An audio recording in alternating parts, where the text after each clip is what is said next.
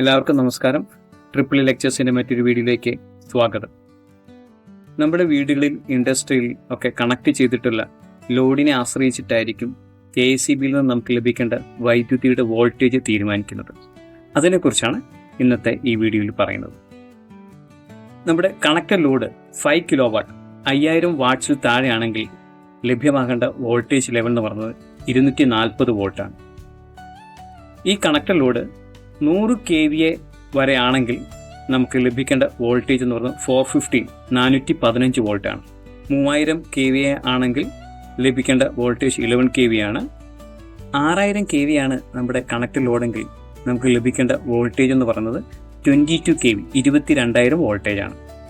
12000 kVA ആണ് നമ്മുടെ connected ലോഡെങ്കിൽ നമുക്ക് ലഭിക്കേണ്ട വോൾട്ടേജ് 33 kV ആണ്, 33000 വോൾട്ടേജ് ആണ്. അതുപോലെ 20000 kVA ആണ് നമ്മുടെ കണക്റ്റഡ് ലോഡെങ്കിൽ ലഭിക്കേണ്ട വോൾട്ടേജ് 66 kV ആണ്. 40000 ആണ് നമ്മുടെ കണക്റ്റഡ് ലോഡെങ്കിൽ, 40000 kVA കിലോവോൾട്ട് ആംപിയർ ആണ് കണക്റ്റഡ് ലോഡെങ്കിൽ നമ്മൾക്ക് ലഭിക്കേണ്ട വോൾട്ടേജ് 110 kV ആണ്. അതുപോലെ കണക്റ്റഡ് ലോഡ് 40000 kVA കിലോവോൾട്ട് ആംപിയറിന് മുകളിലേക്കാണെങ്കിൽ നമുക്ക് ലഭിക്കേണ്ട വോൾട്ടേജ് 220 kV 220 kV വോൾട്ടേജാണ് നമുക്ക് ലഭിക്കേണ്ടത്. ഇതാണ് KVA ഡിമാൻഡും വോൾട്ടേജും തമ്മിലുള്ള ബന്ധം എന്ന് പറയുന്നത്.